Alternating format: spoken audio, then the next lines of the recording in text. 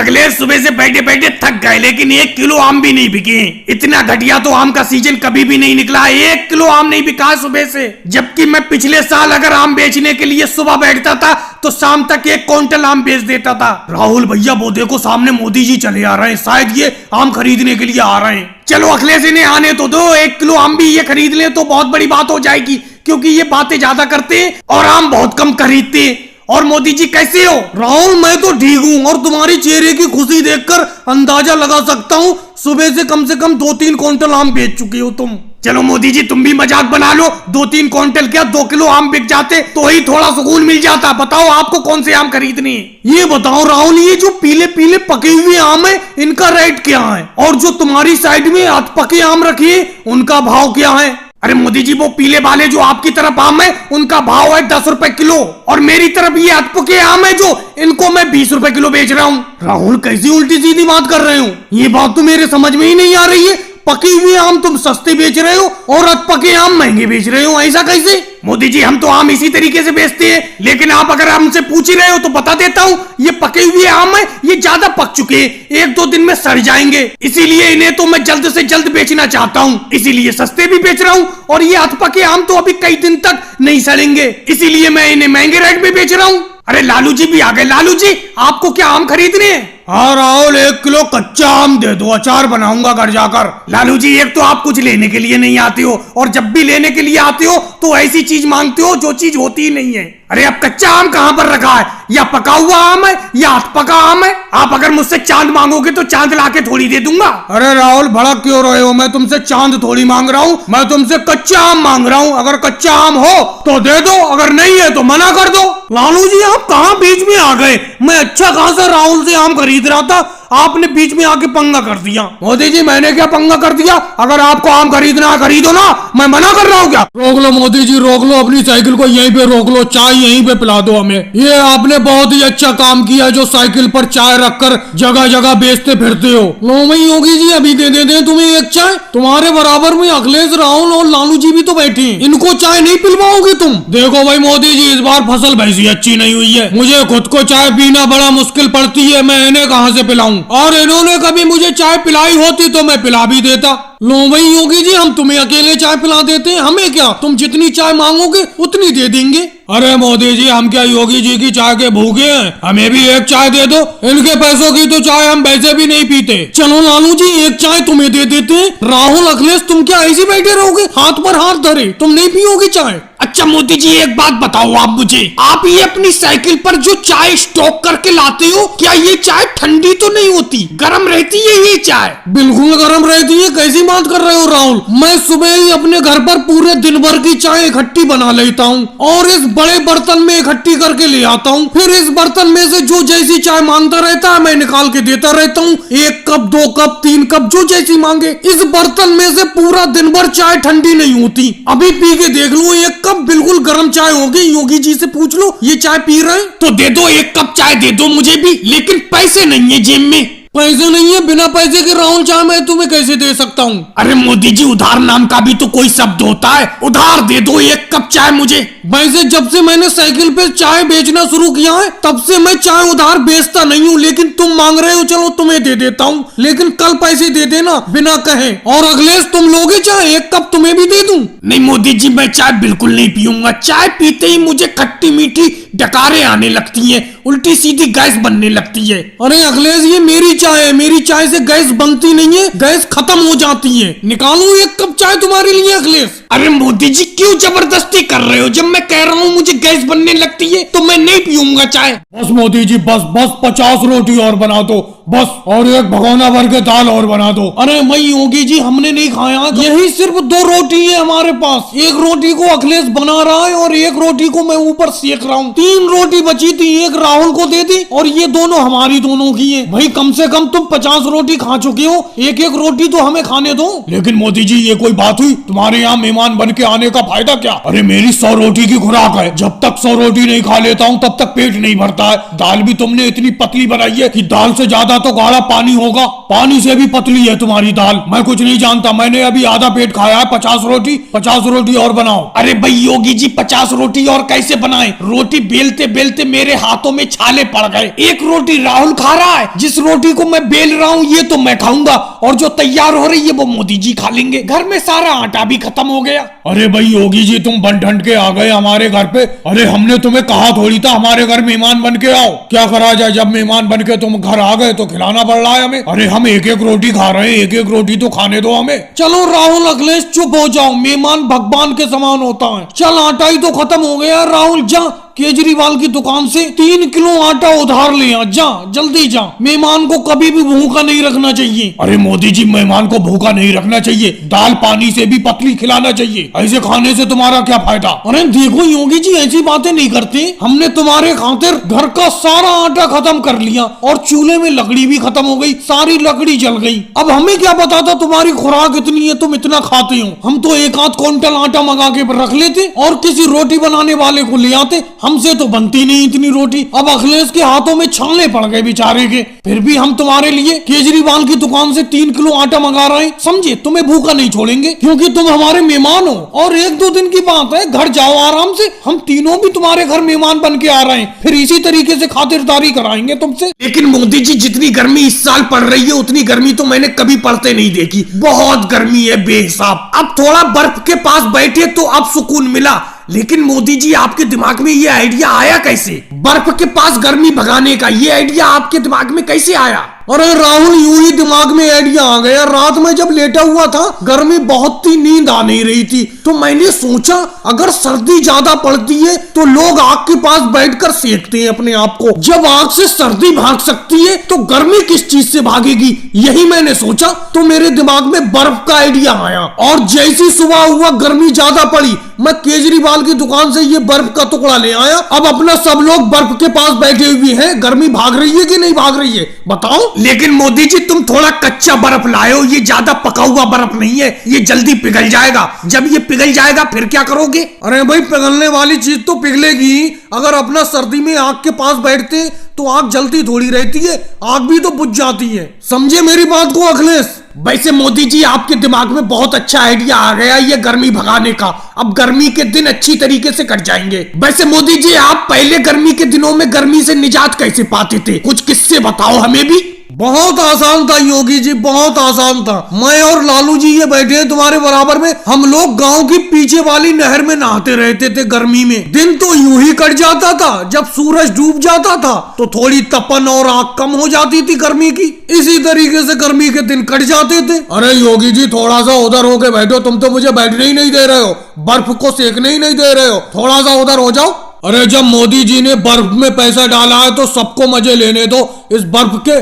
क्या कह रहे हो लालू जी के मोदी जी ने पैसा डाला है? अरे मैंने काहे का पैसा डाला है? खाते में लिखवा कर आया हूँ केजरीवाल के। इस बर्फ का मजा सब लोग ले रहे हैं गर्मी भगाने के लिए। पैसा सब लोग देंगे, कह देता हूँ मैं अभी। ये 25 रुपए का बर्फ का टुकड़ा है, 5-5 रुपए सब लोग देंगे, अपना 5 लोग हैं। अरे मोदी जी हम 5 रुपए क्यों देंगे? हम समझे आप लाए ये बर्फ का टुकड़ा। अरे हम 5 रुपए आपको देंगे, इससे तो अच्छा 5 रुपए का ओवैसी जी का बर्फ का गोला खा लेंगे तो पूरे दिन गर्मी नहीं लगेगी। सोनिया जी जो मैंने तुम्हें कल याद करने के लिए दिया था वो खड़े होके सही से पढ़ के सुनाओ पूरी तरीके से। चलो मोदी मास्टर जी पढ़ के सुनाती हूँ। एक राजा था, उसका बहुत बड़ा साम्राज्य था।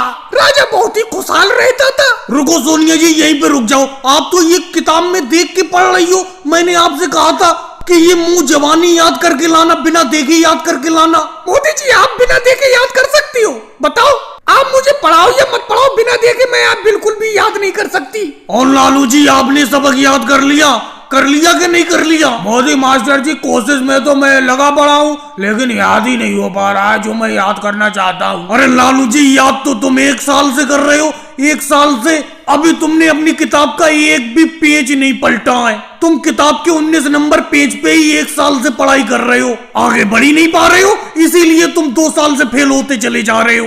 मोदी जी फेल होना तो अच्छी बात है, मैं तो सबका साथ निभाता हूँ। लालू जी किस तरीके से साथ निभाते हो समझ में नहीं आ रहा। मोदी मास्टर साहब जी एक बात बताओ, मैं पढ़ाई करके अगर पास होके आगे निकल जाऊंगा तो मेरे जो पीछे के स्टूडेंट रह जाएंगे वो बुरा मानेंगे, उन्हें बुरा लगेगा, इसीलिए मैं पास ही नहीं होता हूँ। अच्छा मोदी जी, आप मुझे एक बात बताइए, आप इतनी देर तक क्यों पढ़ाते हो? हर स्कूल में छुट्टी 12 बजे हो जाती है और आप हमें 3 बजे तक पढ़ाते हो, 3 बजे छुट्टी करती हो हमारी। पहली बात तो योगी जी एक बात बताओ, आप पढ़ते ही कहाँ हो? पूरा दिन ऐसी किताब खोले बैठे रहते हो स्कूल में। ऐसी बैग के ऊपर किताब खोल के बैठने को कोई पढ़ना थोड़ी कहते हैं। मोदी मास्टर जी एक बात बताओ, आप हमें पढ़ाओगे तभी तो पढ़ेंगे, आप भी तो ऐसी कुर्सी पे बैठे रहते हो। अरे नीतीश कुमार जी, तुम चुपके से कैसे चले आ रहे हो? पीछे चुपके से आगे कैसे बैठ रहे हो? तुम्हें स्कूल आने में आज ज्यादा क्यों वक्त लग गया? मोदी जी एक बात बताऊं, स्कूल तो मैं जल्दी आना चाहता था, लेकिन गांव में एक मदारी आया हुआ था, मदारी का खेल देखने लगा।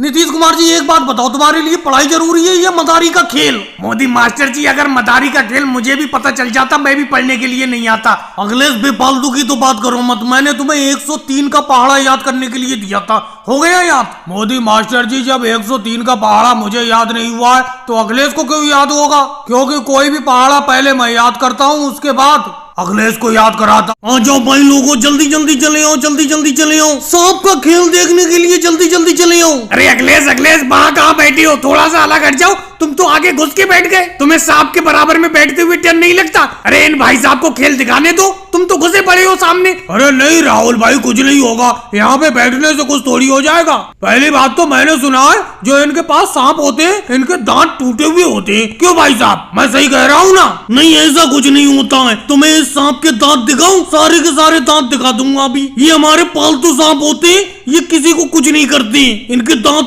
टूटे हुए नहीं होते। थोड़ा पीछे हट के बैठो, तुम तो घुसे जा रहे हो आगे। लेकिन भाई साहब बीन तो बजाओ, कम से कम बीन तो बजाओ, तभी तो मजा आएगा। तुम्हारे साहब तो ये फन ऊपर करके खड़े पड़े, बीन बजाओ लहरे में तभी तो आएंगे ये। बीन भी बजाऊंगा, सब कुछ बजाऊंगा, कम से कम जेब तो ढीली करो। सब लोग जेब में हाथ डाले हुए खड़े पड़े हो, कम से कम इस पेटी पे 5-5 रुपए डालो सब लोग। अरे मैं जिस गांव में भी खेल दिखाने के लिए जाता हूँ सांप का, वहाँ पर अच्छा खासा लोग इनाम देते हैं, लेकिन तुम लोग तो जेब ढीली कर ही नहीं रहे हो। लेकिन भाई साहब कोई ढंग का खेल दिखाओ तभी तो आप जेब ढीली करें। केजरीवाल जी बिल्कुल सही कह रहे हैं, तुमने तो सांप को सामने बैठा दिया है, बीन ऊन तो बजाओ। मुझे लगता है लालू जी इनके पास बीन ऊन है ही नहीं, ये तो ऐसी कहीं से सांप को पकड़ना है और गांव गांव खेल दिखाते फिर रहे हैं। अच्छा भाई साहब, तुम्हें सांप का खेल दिखाना इतना ही आसान लग रहा है? लो इस सांप को मैं तुम्हारे हाथ में देता हूँ, पकड़ो। योगी जी इस तरीके की बातें क्यों कर रहे हो? ये भाई साहब आपके हाथ में सांप ऊप दे देंगे, फिर डर के भागते नजर आओगे।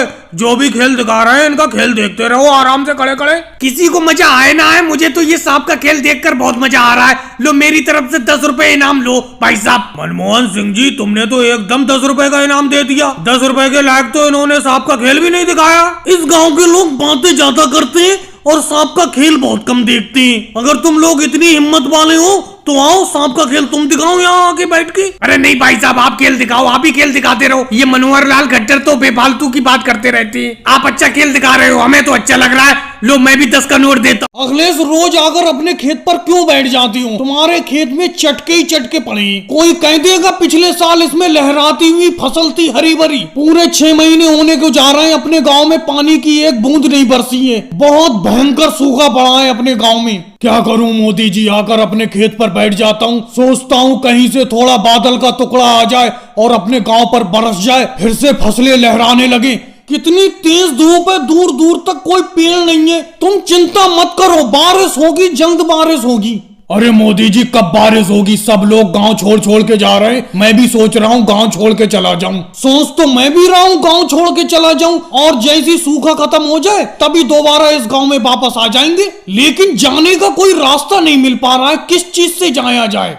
वैसे एक बात बताऊं मोदी जी, राहुल ने एक ऊंट खरीदा है और वो ऊंट पर गांव के लोगों को इस गांव से दूसरे गांव पहुंचा रहा है, जहां पर सूखा नहीं है उस गांव में पहुंचा रहा है। ये तो बहुत बढ़िया काम कर रहा है, वो समाज सेवा कर रहा है। वो तो चलो उसी के साथ चलेंगे, अपना उसी से बात करेंगे। अरे समाज सेवा क्या कर रहा है? बहुत तगड़ा किराया वसूल कर रहा है अपने ऊंट से दूसरी जगह पहुंचाने के लिए। अरे वो देखो, राहुल का नाम लिया, राहुल आ भी गया। योगी जी को दूसरी जगह लेके जा रहा है वो। अरे राहुल रुकना जरा, अपने ऊंट को यही रोको। बोलो मोदी जी, क्या बात है? अरे मैं और अखिलेश भी इस गांव से दूसरे गांव में जाने की सोच रहे हैं। जब सूखा खत्म हो जाएगा वापस इसी गांव में आ जाएंगे। बोलो क्या भाड़ा लोगे हमसे और हमें पहुंचा दो दूसरे गांव। अरे मोदी जी, क्या तुम इसे चाय बनाना समझ रहे हो कि चाय पत्ती दूध डाला और चाय तैयार? मतलब आपने कह दिया कि लेके चलो तो मैं लेके चल दूंगा। अरे आपसे पहले अभी 700 लोगों को जाना है। गांव के 700 लोगों की एडवांस बुकिंग है मेरे पास, और एक आदमी से मैं 500 रुपए किराया लेता हूँ, और दिन भर में 10 आदमी पहुंचा पाता हूँ एक गांव से दूसरे गांव अपनी ऊंट से।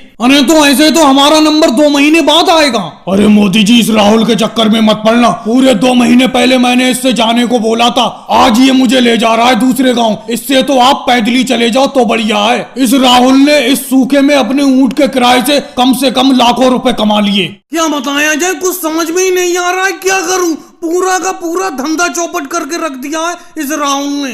अच्छा खासा मैं यहाँ अकेला गन्ने का जूस बेचा करता था, लेकिन इस राहुल ने जब से मेरे बराबर में तरबूज के जूस की दुकान खोली है, पूरी की पूरी भीड़ इसी के पास जमा रहती है। मेरा गन्ने का जूस कोई पीता ही नहीं है। अरे योगी जी इधर भी देख लो, हम भी गन्ने का जूस लेकर बैठे हुए हैं। तुम तो अब रोज राहुल के जूस की दुकान पर आकर बैठ जाती हो। मोदी जी, मुझे आपकी ये बात बिल्कुल भी अच्छी नहीं लगती। ये बताओ, आपकी दुकान पर कोई अगर गन्ने का जूस पीने के लिए आता है तो क्या मैं उसे बुलाता हूँ, और तुम मेरे ग्राहक को डायरेक्ट बुला लेती हो। अब योगी जी देखो, मेरे पास तरबूज का जूस पीने के लिए यहाँ पर बैठे हुए हैं, आप गन्ने का जूस पिलाने के लिए बुला रहे हो। मेरे ग्राहक को क्यों बुला रहे हो? जब आपका कोई गन्ने का जूस पीना ही नहीं चाहता तो इसमें मेरी क्या गलती है? राहुल, तुम्हें इतना ज्यादा बुरा क्यों लग रहा है? मैं योगी जी से बात कर रहा हूँ, तुमसे बात कर रहा हूँ। अगर तुम्हें इतना ही ज्यादा बुरा लग रहा है तो योगी जी के ऊपर मेरे गन्ने के जूस के 50 रुपए उधार हैं, वो 50 रुपए भी तुम दे दो मुझे। अरे मोदी जी, मुझे याद है आपके 50 रुपए हैं मेरे ऊपर। आप तो भरी बाजार में मुझसे पैसा मांगने लगते हो अपने उधार का, ये कोई बात है? इसीलिए मैं आपकी दुकान पर जूस पीने नहीं जाता हूँ। अब राहुल का तरबूज का जूस कम से कम 300 रुपए का मैं उधार पी चुका हूँ, लेकिन मजाल है राहुल मुझसे उधार का पैसा मांग ले। चलो योगी जी, आज मैंने तुमसे पैसे मांग लिए, लेकिन ये बताओ, मेरी दुकान पर लोगों ने जूस पीना क्यों बंद कर दिया? कोई तो वजह है, बताओ तो। मोदी जी, वजह मैं बताता हूँ। ऐसा है मोदी जी, आपके जो गन्ने के जूस की दुकान है उसके बराबर में कुछ कुर्सी डाल दो, जिससे कि ग्राहक आराम से आकर बैठ जाया करे। आप तो खड़े ही खड़े जूस पिलाते हो ग्राहकों को, और राहुल ने चालाकी से काम लिया है, उसने कुर्सी डाल दी है देखो ग्राहकों के लिए, इसीलिए सारा का सारा ग्राहक उसी के पास आकर बैठता है। लेकिन मोदी जी, एक बात बताऊं, इस राहुल ने तुम्हारे गन्ने के जूस का ही धंधा चौपट नहीं किया है, मेरे जो पकोड़े बेचता था उसका भी धंधा चौपट हो चुका है। यहाँ पर कोई पकोड़े खरीदता ही नहीं है, सब लोग इसी का तरबूज का जूस पीते हैं। अरे लालू जी, आपके पकोड़े खरीदेगा कौन? पहले आपके पकोड़े बहुत ही अच्छे होते थे। और रही राहुल के जूस बिकने की बात, क्योंकि राहुल अपने तरबूज के जूस को उधार ज्यादा बेचता है, इसीलिए लोग ज्यादा पीते हैं उसका जूस। चलो केजरीवाल जी, 1 2 3 किलो मोटरसाइकिल और घोड़े की दौड़ शुरू करते हैं। इस राहुल का कहना है कि उसका घोड़ा मेरी मोटरसाइकिल से आगे निकल जाएगा, देखते हैं कैसे निकलेगा। मोदी जी रुक तो जाओ, आपकी मोटरसाइकिल तैयार है, पहले राहुल से तो पूछ लूं। राहुल, दौड़ के लिए तुम्हारा गधा तैयार है जिसको तुमने घोड़े का नाम दिया है? हाँ केजरीवाल जी, मेरा घोड़ा तैयार है, और इसे गधा कभी मत कहना, कह देता हूँ, मैंने अपने इस गधे का नाम घोड़ा रख दिया है। देखना आज घोड़े और मोटरसाइकिल की रेस में मेरा घोड़ा ही जीतेगा। राहुल, इसका फैसला तुम मत करो, इसका फैसला करने वाले हम सब लोग हैं। दौड़ की तो शुरुआत हो पहले। केजरीवाल जी अभी रुके रहना, मेरी मोटरसाइकिल स्टार्ट नहीं हो रही है, पता नहीं क्या दिक्कत हो गई। अरे इसमें तो तेल ही डलाना भूल गया मैं, आज मैंने पेट्रोल नहीं डलाया है। अरे लालू जी आ रहे हैं, लालू जी प्लास्टिक की बोतल में 1 लीटर पेट्रोल ले आओ, मेरी मोटरसाइकिल का पेट्रोल खत्म हो गया। तो मोदी जी हमें इतना ही काम थोड़ी है कि आपके मोटरसाइकिल के लिए पेट्रोल लाते फिरे। अरे आपकी मोटरसाइकिल और राहुल के गधे की रेस का वक्त बिल्कुल नजदीक आ गया, 10 मिनट बचे है। 10 मिनट में मैं पेट्रोल पंप से पेट्रोल कैसे लेकर आ जाऊंगा? लालू जी आपने अभी मेरे गधे को गधा क्यों बोला? उसको घोड़ा बोलो, घोड़ा नाम है इसका। और एक चीज मैं कह देता हूँ, 10 मिनट बाद रेस शुरू हो जाएगी, मैं तो अपना ये घोड़ा दौड़ाना शुरू कर दूंगा, चाहे मोदी जी अपनी मोटरसाइकिल चलाएं या ना चलाएं, मुझे कोई मतलब नहीं। इन्हें पेट्रोल का पहले से ध्यान रखना चाहिए था। मोदी जी राहुल बिल्कुल सही कह रहा है, 10 मिनट बाद रेस को शुरू कर दिया जाएगा, राहुल का घोड़ा दौड़ पड़ेगा, आपकी मोटरसाइकिल को भी दौड़ाना पड़ेगा। लेकिन केजरीवाल जी एक बात बताओ, जब मेरी मोटरसाइकिल में तेल ही खत्म हो गया तो मेरी मोटरसाइकिल दौड़ेगी कैसे? अरे मोदी जी इसमें हम क्या करें, आप अपनी मोटरसाइकिल में तेल भरवा कर क्यों नहीं लाए? अब आपकी मोटरसाइकिल में तेल नहीं है तो इसके लिए कोई हम रुके थोड़ी रहेंगे रेस के लिए। अरे मेरा घोड़ा भी प्यासा हो गया, पानी मांग रहा है। लालू जी एक बाल्टी जरा पानी भरकर ले आओ, अपने घोड़े को पिलाऊंगा, क्योंकि जब तक ये प्यासा रहता है एक कदम आगे नहीं बढ़ाता है। जब मैं मोदी जी की मोटरसाइकिल के लिए पेट्रोल नहीं लाया तो तुम्हारे गधे के लिए पानी कैसे लाऊंगा? लालू जी फिर आपने गधा बोला मेरे घोड़े को। मोदी जी एक काम करते, मेरा गधा भी आगे नहीं बढ़ेगा, आपकी मोटरसाइकिल भी आगे नहीं बढ़ेगी, अपना ही दोनों भाग लगा देते रेस में। ये ठीक है राहुल, ऐसा ही करते। चलो मोदी जी, मुझे लगता था बड़ा दिक्कत होगी तुम्हारे ट्रक का ये आगे वाला हिस्सा यानी कि केबिल लाने में, लेकिन मेरा घोड़ा आराम से ले आया। चलो अब इसे उतरवा लो और मेरा किराया भी दे दो। वैसे मोदी जी एक बात पूछूं, ये आपके ट्रक का आगे वाला हिस्सा अलग कैसे हो गया ट्रक से? 2 टुकड़ों में कैसे बट गया तुम्हारा ट्रक? अखिलेश मैं क्या बताऊं, मैं कितने बड़े नुकसान में बैठा हूं तुम्हें बता नहीं सकता। मेरा ट्रक चलते चलते 2 टुकड़ों में बट गया। अब आगे वाला हिस्सा यानी कि केबिन तो मैं तुम्हारी घोड़ा गाड़ी पे रख के ले आया, अभी पिछले वाला हिस्सा भी लाना है, फिर दोनों हिस्सों को मुझे वेल्डिंग कराना है, दोनों को ज्वाइंट कराना है। और अखिलेश अभी तुम पैसे के बारे में बात कर रहे थे, पैसे कौन से पैसे की बात कर रहे हो तुम? अरे मोदी जी कौन से पैसे की बात, कैसी बात करती हो? जो तुम्हारे ट्रक का अगले वाला हिस्सा मैं अपनी घोड़ा गाड़ी पे लाद के लाया हूँ यहाँ पर दुकान पर, तो इसके पैसे दो मुझे। भाई अखिलेश भड़कना मत, एक बात जरा ठंडे दिमाग से सोचो, तुम्हारा किराया किस बात का हो गया? तुम मेरे ट्रक के केबिन में आराम से बैठ के आए हो। अखिलेश मैं अपने ट्रक के केबिन में अगर कोई सवारी बैठाता था तो उस सवारी से मैं 10 किलोमीटर दूरी के 500 रुपए लेता था, और तुम तो 5 किलोमीटर दूरी से लाए हो मेरे ट्रक के केबिन को और उसमें बैठ के आए हो, तो किराया दो तुम। उसी किराए में से मैं तुम्हें 100 रुपए दे दूंगा, तुम्हारा किराया 100 रुपए बना। अरे कैसी बात करते हो मोदी जी, तुमने तो मुझे उल्टा फांस दिया। अरे मेरी घोड़ा गाड़ी पे तुम्हारे केबिन ने पूरी जगह घेर रखी थी, कहीं बैठने की जगह नहीं थी, तो मैं अंदर बैठ के आ गया। कहाँ बैठ के आता? तो तुम केबिन में बैठने का किराया लोगे? अरे इंस्पेक्टर योगी जी आ गए। इंस्पेक्टर योगी जी, मोदी जी मेरा किराया नहीं दे रहे हैं। घोड़ा गाड़ी पे मैं इनका ट्रक का अगला हिस्सा लाया था, ये केबिन। क्यों भाई मोदी जी, अखिलेश का किराया क्यों नहीं दे रहे हो? किराया दो उसका। योगी सर जी पूरी बात जानो तभी मुझसे किराया मांगना। ये मेरे ट्रक के केबिन को अपने घोड़ा गाड़ी पे लाद के लाए थे और उसमें बैठ के आए थे। ये बताओ उसमें बैठने का मैं अपना किराया नहीं लूंगा? ये मेरे ट्रक के केबिन में अंदर बैठने का किराया दे दे, मैं इनका किराया दे दूंगा, नहीं तो ये अपने रास्ते अखिलेश, मैं अपने रास्ते। बात तो सही कह रहे हो मोदी जी। अखिलेश तुम मोदी जी के ट्रक के केबिन यानी कि अगले हिस्से में अंदर बैठ के क्यों आए? तुम बाहर बैठ के आते, अब तो किराया बराबर हो गया दोनों लोगों का। मोदी जी आपका ट्रक के 2 हिस्से कैसे हो गए?